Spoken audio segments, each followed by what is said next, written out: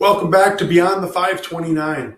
When it comes to paying for college, one of the key pieces of the puzzle is your saving strategy and making sure that you've effectively planned ahead and you've saved as much as you possibly can by the time your student is ready for college.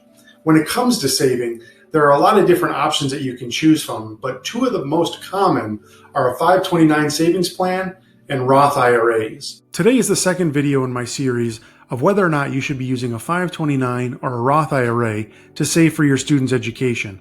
In today's video, I'm going to talk about who can own a 529 account and also who can contribute to them and how that can have a huge impact on your ability to save for your student. And I'm also going to cover the financial aid implications of using one account versus the other. I'm Mike Bing, founder and president of Equivest Financial Advisors. I've helped hundreds of families throughout the country develop strategies to win the game of paying for college.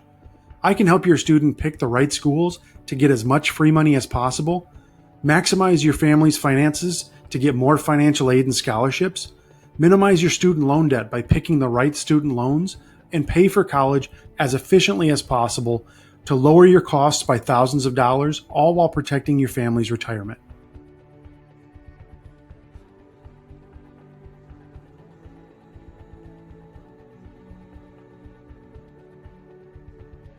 A Roth IRA is inherently an individual account. So the only person that can own and contribute to a Roth IRA is the actual person that it's set up for. With a 529 account, on the other hand, you can have multiple people contribute to the same 529 account. So if aunts and uncles or grandparents want to give gifts to help you bump up your college savings for your student, they can do that. Also, other family members can take out their own 529 accounts and start those with your student as the beneficiary.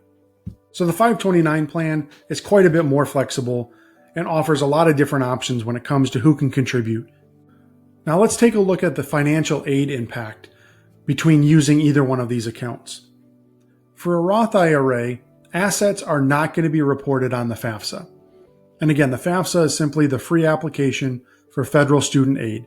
If you're not familiar with what that is, go check out my other video that breaks down exactly what that financial aid application is and how to understand what the inputs are that go into it.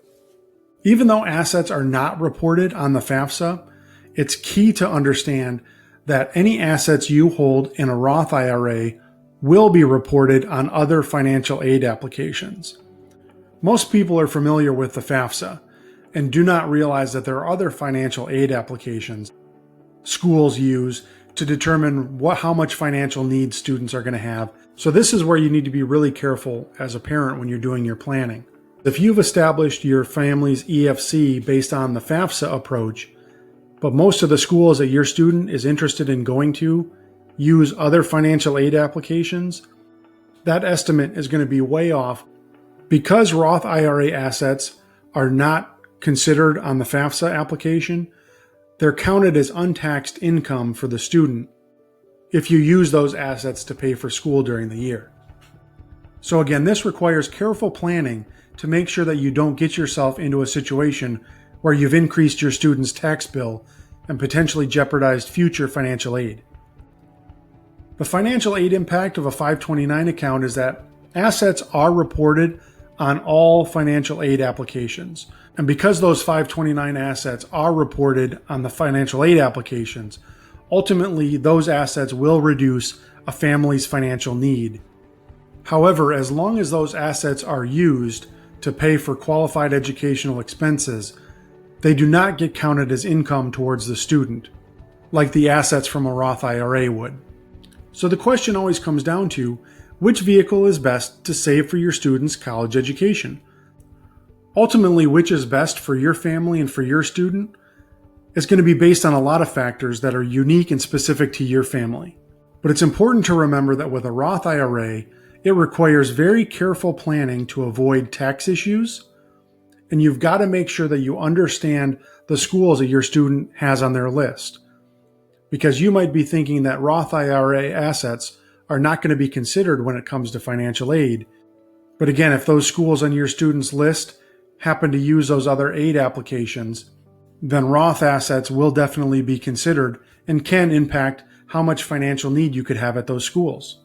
For a 529 plan, you want to remember that timing is key. You have to have a coordinated plan to use those assets for all of the years of college to make sure that they're used in the most efficient manner possible. For a 529 plan, you want to remember that timing is key. You have to have a coordinated plan to use those assets for all of the years of college to make sure that they're used in the most efficient manner possible. Most families that have spent years building up 529 assets are thrilled to be able to start using those as quickly as possible when the college bills roll around. And they'll end up using up all of their 529 assets right away. But oftentimes that's not the most effective approach. What you want to do is you want to have a plan that coordinates all of your assets and takes into consideration not only your 529 savings, but your family's cash flow and whatever smart lending strategy you've put in place. Also, if you're lucky enough to be in a position to have family help, and that help is going to come in the form of 529 assets that they've set aside, it's critical to make sure that those assets are applied at the right time so you don't jeopardize any of the financial aid that your student is already receiving from the school. If you've already started the process of saving for college, congratulations. That's a big first step. Let us know what your preferred savings vehicle is, whether it's a 529 or a Roth IRA or something else in the comments section below. If you found the information that I covered today to be valuable, please make sure to click the like button below and subscribe to my channel for more tips and videos to help you win the game of paying for college. If you haven't checked out part 1 where I cover the similarities and the differences between a 529 and a Roth, please make sure to go check out that video after you're done with this one. Also, please make sure to check out my other video on choosing a 529 plan so you can understand things like investment options and how 529s affect your taxes so that you can make the best choice for your family. And if you want more information on becoming our client and understanding what we can do to help you establish a comprehensive plan to pay for college and lower your costs by thousands of dollars, please make sure to click on the link to apply to become our client that you can find in the description below. Thank you, and good luck going beyond the 529.